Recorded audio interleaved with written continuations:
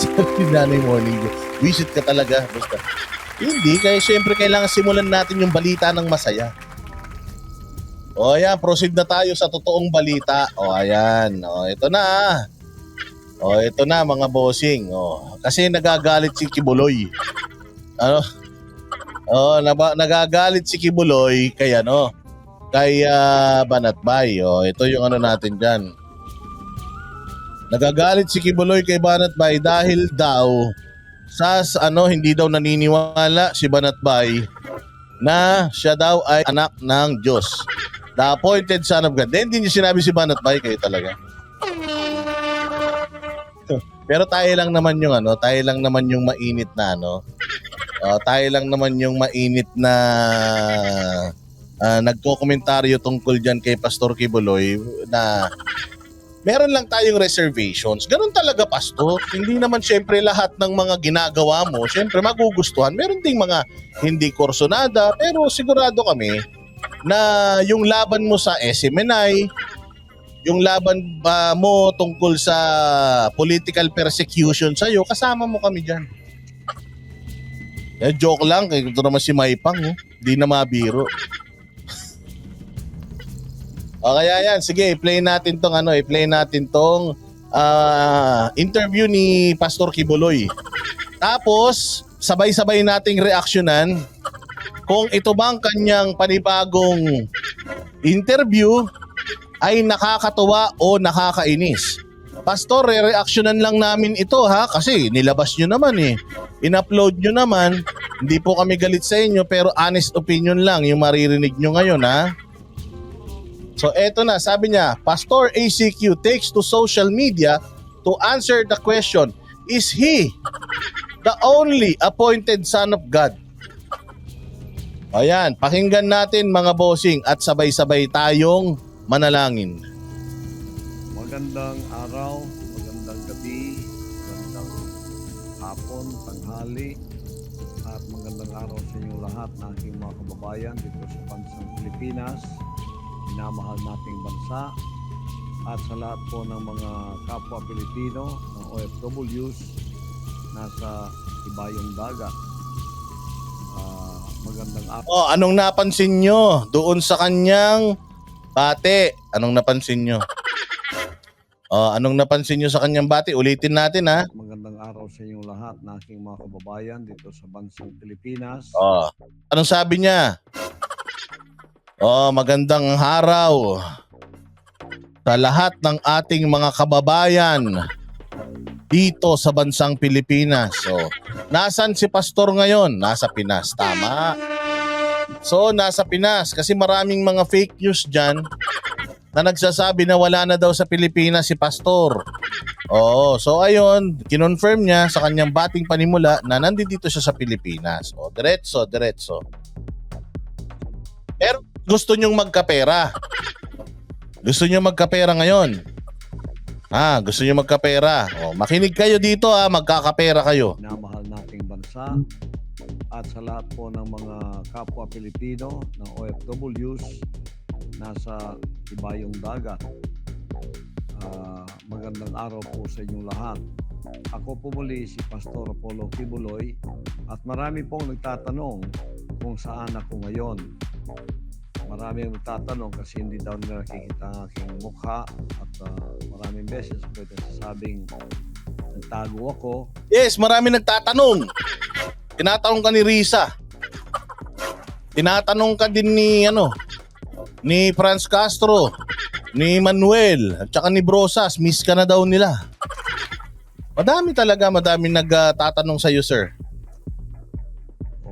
Umalis muna ako dito kasi medyo hindi pa magandang panahon na nandito ako. Kaya yun po ang naririnig nyo sa akin. Ngunit sa palagi ninyong pagtatanong kung saan ako, bibigyan ko lang po kayo ng talinghaga kung saan ako. Isang puzzle. Na kung mas... Pucha, di kami informed, Pastor, meron kang papuzzle. So si Pastor ngayon para siyang nakikipaglaro ng hide and seek. So gusto nyo malaman kung nasaan siya, bibigyan niya kayo ng puzzle. Oo, at pag nakuha nyo yung puzzle niya, mananalo kayo. Ito yung instruction. Solve po ninyo, ay bigyan ko kayo ng 1,000 pesos. Oh, may 1,000 pesos. Ha? Mga boss ha? Meron siyang ibibigay sa atin na puzzle. Talinghaga daw. At kapag nahulaan natin yung kanyang talinghaga, mananalo tayo ng 1,000 pesos. Palakpakan. Malaki yun, 1,000 ha? Hindi napupulot yun. Yung 1,000 na yun, ano yun? Tumbaga maraming kilong bigas na mabibili nun. Na reward. Ito po ang talinghaga ko. No? Makinig kayo ha, 1,000 to. 1,000 to ha, medyo may paridel si Pastor Kibuloy. May paridel. Para sa mga nasa Senado. Kung hindi a-attend dito. Sigurado ako hindi naman a-attend dito. Si Pastor Kibuloy dyan sa katarantaduhan yung hearing dyan sa Senado na yan. Makinig kayo ngayon at i-gather nyo lahat ng mga matatalino dyan sa Senado para ma-decipher nyo yung talinghaga ni Pastor Kibuloy dahil malalaman nyo daw kung nandyan dyan, kung nasan siya. Makukuha nyo na siya, magkaka1,000 pa kayo. Okay, so game na. Pakinggan po ninyo. Ako'y nakakubli, di kalayuan dito. Puta ko'y puro bato, laksa-laksang pula at itim na langgam, handang ipagtanggol ako sa mga manglulupig ng mga tao, anuman o kalahi. Sa mga matatalino dyan, baka naman pwede pakitulungan kami. Ako'y nakakubli, hindi kalayuan dito. Puta ko'y puro bato. Pucha, puro bato baka kaya tamang hinala kayo dahil puro bato dyan bato, yung bato na matigas. Okay. So ang kuta daw ay puro bato. Laksa, laksang, masarap yung laksa. Sino dito ang taga Singapore?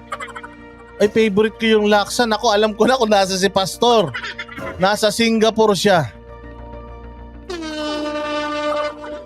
Nasa Singapore. So, masarap yung laksa sa Singapore Favorite ko yun yung may gata. Tapos medyo maanghang-anghang. Merong toge at saka merong mga itlog-itlog, hipon-hipon. Oo nga no. Jolly Wilder. Baka si Pastor nasa kuta ng mga langgam. Sabi daw may mga pula at saka itim na langgam delikado to si Pastor. Parang siya na rin si Ant-Man. Napanood nyo ba yung pelikulang Ant-Man? Alam nyo yun ang naging susi sa pagtakbo ni Presidente Marcos sa politika. Kaya siya naging presidente dahil sa Ant-Man. So baka napanood na din ni Pastor yun kasi si Ant-Man meron siyang mga turuan na mga langgam.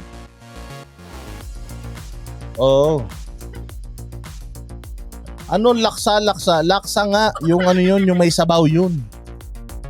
Diba Miriam? Si Miriam, tiga Singapore yan. Laksa, masarap yan. So baka nasa Singapore siya. Sige, tuloy pa natin. Ayan meron daw mga, ano ba ibig sabihin ng laksa-laksa? Meron daw siyang mga pula at itim na langgam. Handang ipagtanggol siya sa mga manlulupig na mga tao, kanuman o kalahi niya. Palakpakan. Okay, so pucha, alam mo Pastor, sa halagang 1,000 baka mas madali pang tamaan yung loto. Yung loto baka mas madali pang tamaan yung kesa hulaan to kung nasan ka. Si Pastor wala nang magawa si Pastor sa buhay. Bored na. At laksa means thousands. Thousands and thousands of red and white ants. Nabilang mo yung langgam, Pastor? Sa sobrang tagal mo na nagtatago. Nabilang mo yung langgam na libo-libo sila? Baka sa sobrang bored mo yung yung Nescafe hindi pala. Yung coffee ko 3-in-1, baka mapaghiwalay mo yung kape, yung asukal at saka yung creamer ha. Oo medyo hindi sanay si Pastor magtago. Si Pastor lang yung nagtatago na binibigyan niya ng clue yung mga naghahanap sa kanya kung nasan siya.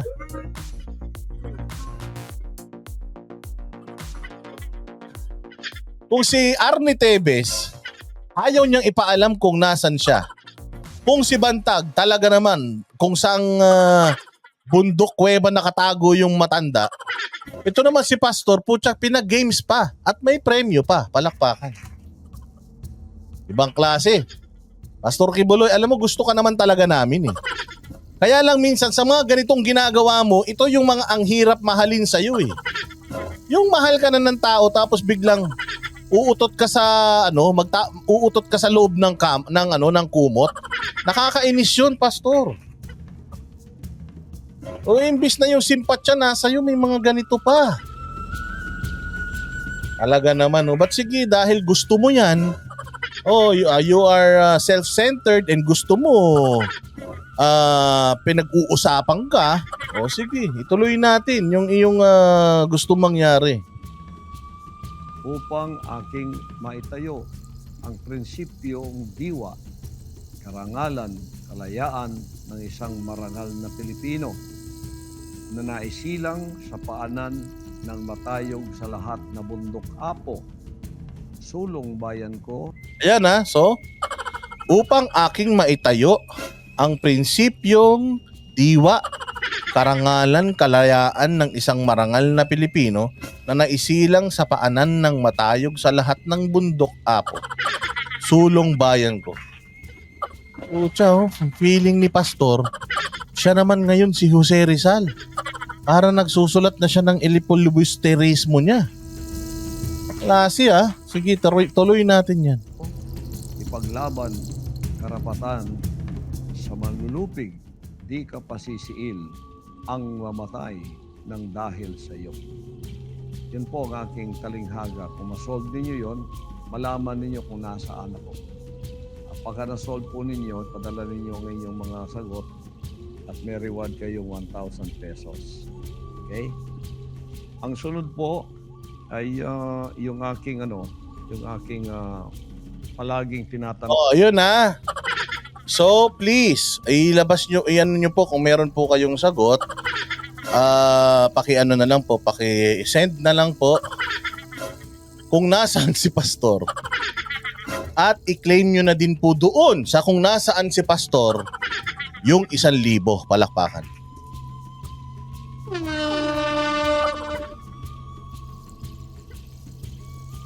Yun So siguro naman, alam mo na kung nasan siya. Pumunta ka na, claim mo na yung 1,000 mo. Sige, diretso. So the next topic naman daw, the next topic is what I've been asked for so many times. Ayan na yung appointed son of God na ito. Makinig kayo. At kailangan buksan ninyong inyong isip at intindihin yung maigi. Kasi ito na, sasabihin niya na kung anong ibig sabihin niya dun siya. Siya ay appointed son of God. Kung sa akin at palaging parang nabubulunan ang marami pagka nakapakinig sila na sabi kong ako'y appointed son. Marami akong naririnig na nagsasabing sa ibang mga bagay, bilib ako kay Pastor Kibuloy. Teka, ako ba yan? O si Banat Bay? Okay lang yun, Pastor. Huwag ka na magalit. Ganun talaga buhay. Halimbawa ako. O gusto nila ako mag-vlog pero ayaw nila akong maging boyfriend. Di ba? May mga ganun talaga. Talaga. Hindi mo kayang maibigay lahat ng pangangailangan ng mga tao. Huwag ka nang magtampo. Pero sige, paliwanag mo yan. Makikinig kami. Pero pagdating sa appointed son of God, medyo taliwas ako dyan. Hindi ako bilib dyan. Well, kasi... Yan kaya nga nung narinig ko rin to, Pretty Benz, Nung narinig ko nito, naisip ko, kung hindi ako hindi naman ako panonorin nito. Si Banat Bay yun, siguro. Banat Bay yun.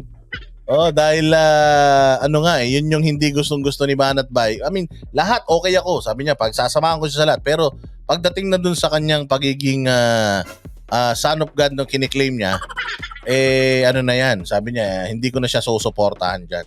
Hindi po ninyo masyadong napalaliman ang pag-iisip ninyo patungkol sa ministry ko at ng aking pag-unawang ibinigay ng Ama sa akin sa banal na aklat.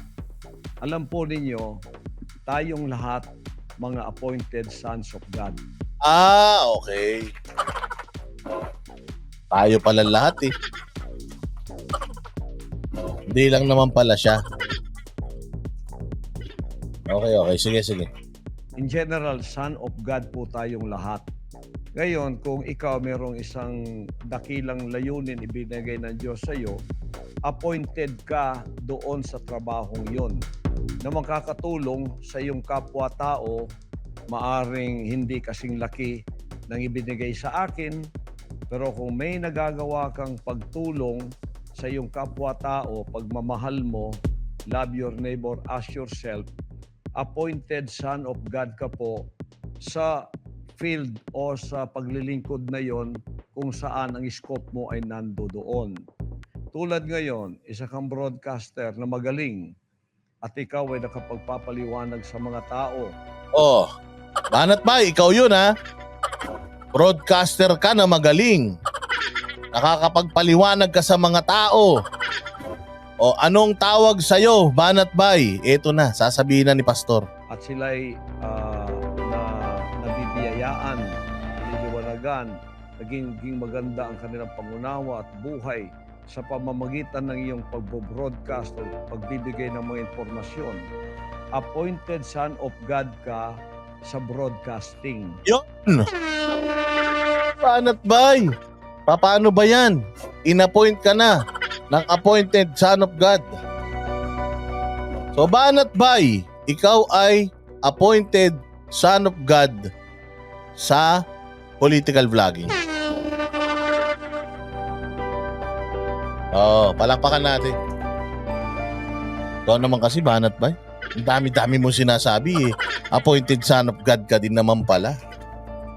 Hindi nyo kasi naiintindihan eh. So ano pa? Sino pa?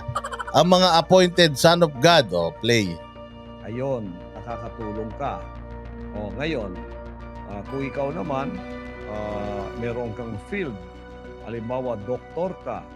At ikaw ay maunawin nga doktor, wala kang pakialam kung mabayaran ka o hindi. Pagkatapos tinutulungan mo ang mga may sakit, kung minsan walang bayad, at napakarami mo lang natulungan. Nakapagawa ka pa ng hospital, sarili mong pera. Tapos libre ang mga dokhang pumunta doon. Appointed son of God ka in the field of medicine. Yun, palakpakan. So siguro naman, yung gist nitong pagpapaliwanag ni Pastor Apollo Kibuloy patungkol dun sa being the appointed son of God, ibig sabihin yon, we are all appointed sons of God. Di ba?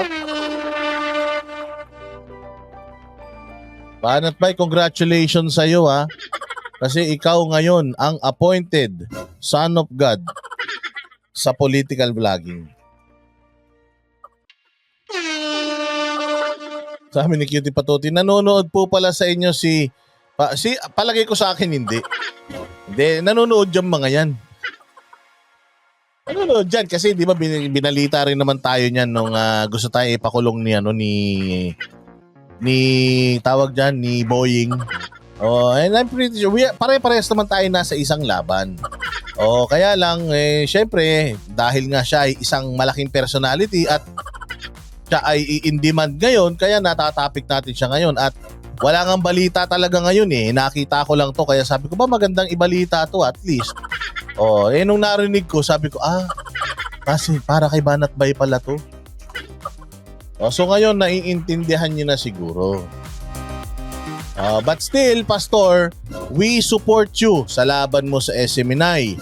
We thank you for being the spiritual advisor of PRRD.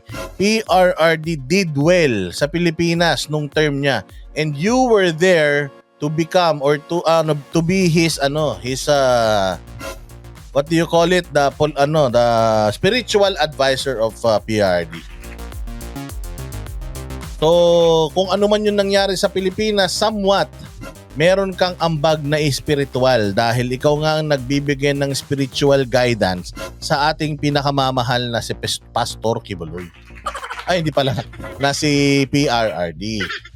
Kaya nagpapasalamat kami sa iyo doon. Yung laban mo sa SMNI, kami ay naniniwalang pinupolitika ang SMNI. Yung pagpapapunta sa iyo sa Kongreso, wag mong puntahan. Yung sa Senado, puntahan mo. Yung sa Senado naman na pagdadawit sa'yo, alam din natin na political yon at galawang dilawan yon. Hindi tayo maniniwala doon. Si Risa lang ang naniniwala doon at yung mga dilawan tae. Huwag kang mag-alala. Magkakasama tayo dyan. Pero doon lang.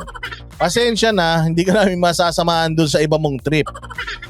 Basta magkakaibigan pa rin tayo. Kaya lang, kapag yung trip na umuutot na sa loob ng kumot, medyo hindi na masaya yun. Talagang medyo baback off kami ng konti doon. But lahat naman ng iyong mga advokasya, tayo naman ay nakasuporta dyan. Dahil ang sumusuporta kay Tatay Digong ay sinusuportahan ng mga banateros. Maging klaro po tayo dyan. So yun ang niya. Diretso pa natin. Yun. Ngayon, kung lawyer ka naman, ganun din, napakarami mong natulungan. Hindi na nakapagbayad sa iyo, pero pro bono na. So nasabi niya, in all fields, kung ikaw ay may ginagawang mabuti. Kayo naman, si Tambalustos, dinadamay niyo pa eh. Wala namang mabuting nagawa yan. So kung ikaw ay may ginawang mabuti at you are in a different field, ikaw daw yung son of God doon sa field na yun. And so on and so forth. Ilagay nyo na dyan lahat.